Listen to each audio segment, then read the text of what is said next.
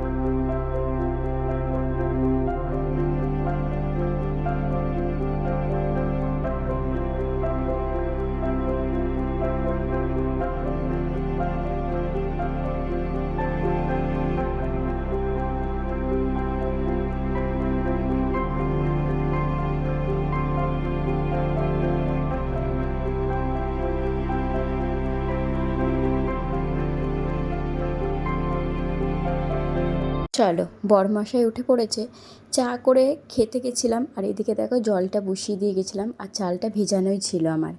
তো জলটা দেখছি চা খেতে খেতে একদম ফুটে গেছে। ওর মধ্যে মানে জলে হাত দিয়ে চাল দেওয়া যাবে না বলে এইভাবেই বাটিটা ধুয়ে ধুয়ে চালগুলো দিয়ে দিলাম। তো এখানে ভাতটা তো বসিয়ে দিলাম, ভাতটা হতে বেশিক্ষণ লাগবে না, কারণ জলটাও ফুটে গেছে আর চালটাও বেশ খানিকক্ষণ ভেজানো ছিল। তো এখন এপাশে বসাবো একটুখানি মুসুর ডাল। আজ কী কী রান্না করব সবটাই তোমাদের দেখাবো। আগের দিন ভিডিওতে তোমাদের দেখিয়েছিলাম কাকি শাশুড়ির বাড়ির থেকে ছোট ছোট কিছু আম নিয়ে এসেছিলাম। ওই আমগুলোর ছোট ছোট আমগুলোর চাটনি খেতে আমার বেশ ভালো লাগে।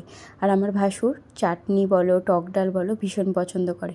তাই আজ যেহেতু ভাসুর আছে আর যেহেতু খুব গরম পড়েছে, তাই খুব বেশি রিচ খাবার বানাবো না। আজ মাছ মাংসর থেকে দূরে থেকে আজ একদম প্লেন খাবার দাবার, কিন্তু তৃপ্তি ভরে খাওয়া যাবে সেরকম কিছু বানাবো। তো কী কী বানাবো সেটা তোমাদের পরে বলছি। আগে চলো মুসুর ডালটা ভালো করে ধুয়ে জলের মধ্যে দিয়ে দিই। জলও আমি বসিয়ে দিয়েছি গরম হওয়ার জন্য। আগে চলো মুসুর ডালটা একটু ভালো করে ধুয়ে নিই। আমি যে কোনো ডাল খুব ভালো করে ধুয়ে নিই, তারপরেই দিই। চাল ধোয়ার মতো করে ডালগুলোও খুব ভালো করে ধুয়ে নিই। তো চলো ডালগুলো মোটামুটি এখন 3-4 বার জল দিয়ে ধোবো, তারপরে দেবো। আর কী কী রান্না করব তোমাদের আস্তে আস্তে শেয়ার করব। তবে আজ যেটা রান্না করব সেটা সত্যিই বলছি, মাছ মাংস না হলেও তৃপ্তি ভরে খাওয়া যাবে।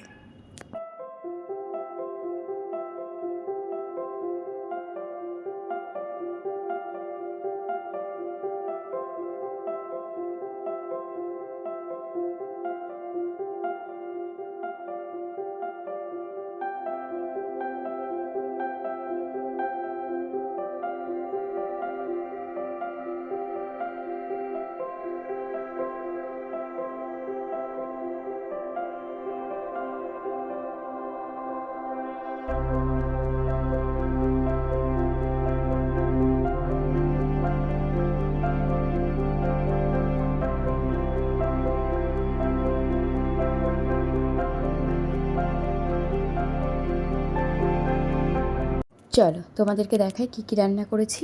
এখানে ভাজছি পটল। পটল ভাজাটা আমার বেশ প্রিয়। তো বরমশাই বাজার থেকে টাটকা পটল এনেছে, সেগুলোই ভাজতে বসিয়েছি। আর এখানে একটু পেঁয়াজ আর লঙ্কা কেটে রেখেছি। এটা হবে দুপুরবেলা ডিম ভাজা, ওর মধ্যে রয়েছে ডিম। আর এখানে রয়েছে পাঁপড় ভাজা, পাঁপড় ভেজেছিলাম সেটা কালকের। আর এখানে করেছি আলু পোস্ত। এই গরমে না আলু পোস্ত ভীষণ প্রিয়। আর এখানে আছে আমের চাটনি, ছোট ছোট আমের চাটনি, আগেই বলেছিলাম। আর এখানে আছে পাতলা করে আম দিয়ে মুসুরের ডাল, মানে টক ডাল যেটা। তো আজ গরমে কিন্তু এটাই হলো আমাদের মেনু। আর যখন দুপুরবেলা খাবো গরম গরম ডিম ভেজে নেব। আর এই যে পটলগুলোও ভাজা হয়ে গেছে। তো রান্নাবান্না সেরে সমস্ত কাজবাজ সেরে এখানে ভিজিয়ে রেখেছিলাম আমার হাতে শাখাগুলো। এখন যেহেতু জলের খুব সমস্যা হচ্ছে, তাই কলের জলেই রান্না করতে হচ্ছে। আর যেহেতু আমি কলের জলেই সমস্ত কাজবাজ সারছি, সেই কারণেই কলের জলে প্রচুর আয়রন আমাদের, তাই শাখাগুলোও না 2 দিন পর পর হলুদ হয়ে যাচ্ছে। তাই শাখাগুলো সার্ফের জলে ভিজিয়ে রেখেছিলাম, সেখান থেকেই একটুখানি সমস্ত কাজবাজ সেরে এখন বসেছি শাখাগুলো নিয়ে। তো এরকম পরিষ্কার থাকতে ভালো লাগে, তবে সব সময় তো হয়ে ওঠে না। তবে এখন কিন্তু খুব সমস্যা হচ্ছে। আর শাখাতে যদি এরকম সাদা কলগেট দিয়ে পরিষ্কার করা হয়, শাখা কিন্তু একদম সাদা ধপধপে করে। আমি প্রথমে সার্ফের জলে ভিজিয়ে রেখেছিলাম খানিকক্ষণ, তারপরে ব্রাশ দিয়ে ডলে নিয়ে লাস্টে দিয়ে দিয়েছি একটুখানি সাদা কলগেট। এটা দিয়ে ভালো করে পরিষ্কার করে নেব, তাহলে দেখবে একদম সাদা ধপধপে হয়ে যাবে। তো চলো সমস্ত কাজবাজ করে স্নান ধান করে চলে এসেছি। এসে দেখলাম ভাসুর গেছিলো মাসের বাজার আনতে। তো মাসের বাজারের সাথে এই বোতলগুলো এনেছে। আমাদের বাড়ির সব জলের বোতলগুলো ফেটে গেছে, আবার নতুন করে আজ বোতল কেনা হয়েছে 6টা। এটা একটা সেট থাকে মিল্টনের এটা। তো কালারটা ভারী সুন্দর। আর চলো দেখি মাসের বাজারটা হলো কি না। চলো এবার ওর ঘরটাই দেখি। ওকে তো অনেকক্ষণ ধরে খুঁজছি, কিন্তু খুঁজে পাচ্ছি না, কোথায় গেছে জানি না। আমি স্নানে গেছিলাম। এই যে আজ চলে এসছে মাসের বাজারটাও। আর এই বাজারগুলো থাকলে কিন্তু আমার কিন্তু মনটা বেশ ফুরফুরে হয়ে যায়। তো চলো এবার যাব খাওয়া দাওয়া করতে। এই যে দুপুরবেলা ভাসুরের খাবার বেড়ে নিয়েছি। এখানে দেখো কী কী রান্না করেছি বলছি তোমাদেরকে আবার নতুন করে।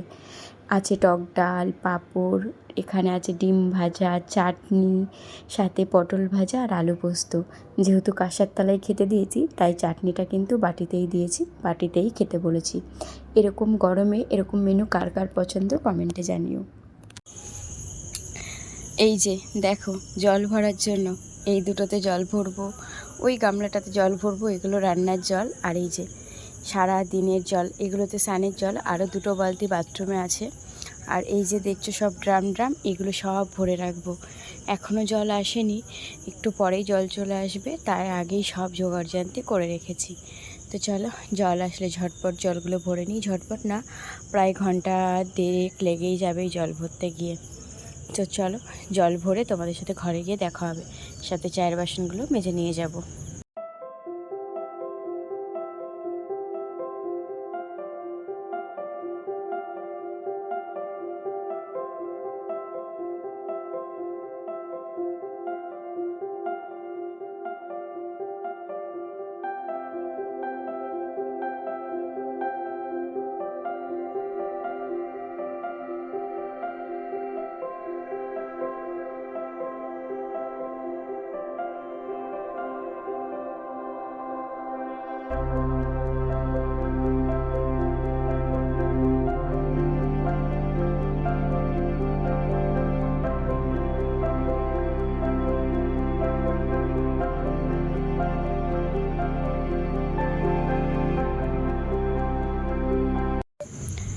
এই যে ওখানে ভরছে জল, ওই যে অল্প অল্প জল বোঝা যাচ্ছে।